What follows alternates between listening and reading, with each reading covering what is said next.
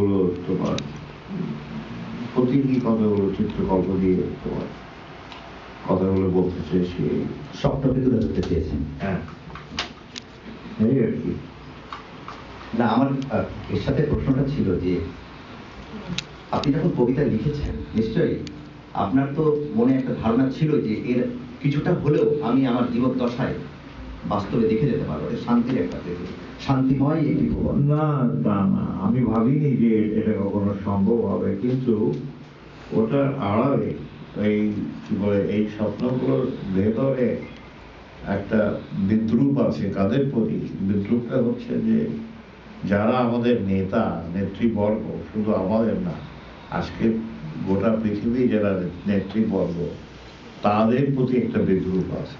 সিস্টেমের বিরুদ্ধেও, হ্যাঁ, সিস্টেমের বিরুদ্ধে একটা বিদ্রুপ আছে। বিদ্রুপটা হচ্ছে যে কথাটা হচ্ছে যে তারা পুরোপুরি মানুষ না, এবং তাদেরকে পুরোপুরি মানুষ করার জন্যে তাদের শিল্প চর্চা করা উচিত, তাদের নাটক পড়া উচিত, তাদের রবীন্দ্রনাথের গান শোনা উচিত, তাহলেই তারা পুরোপুরি মনুষ্য পদবাচ্য হয়ে উঠবে। ধন্যবাদ অভিষেক কাকুজি। আপনার সেই স্বপ্ন তবুও আপনি না চাইলেও আমরা চাই যে বাস্তবায়িত হোক।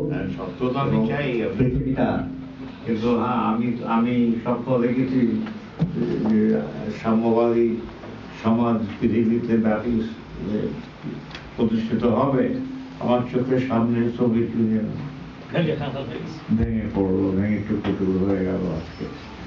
তো স্বপ্ন তো আমরা দেখছি, যতই এখানে সুধীর দত্তের কথা বলতে হয় যে বস্তুত জোয়ারে যতটা এগোই ভাটাতে ততটাই পেছনে।